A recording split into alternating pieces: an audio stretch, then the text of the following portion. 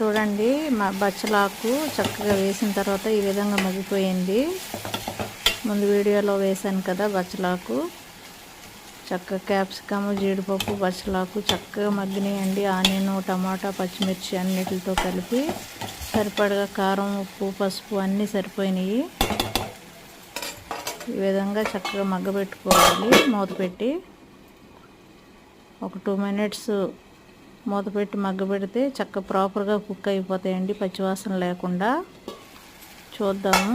చూడండి ఎలాగా చక్కగా కుక్ అయిపోయిందో. ఇంకా సరిపోతుంది. ఇది చపాతీ, వైట్ రైస్లోకి చాలా బాగుంటుందండి కర్రీ, వెజ్ కర్రీ. నేను వైట్ రైస్లో తింటున్నాను. చూడండి కర్రీ వేసుకుని వైట్ రైస్ పెట్టుకొని కొద్దిగా పాల పైన ఉన్నటువంటి మేగడండి అది.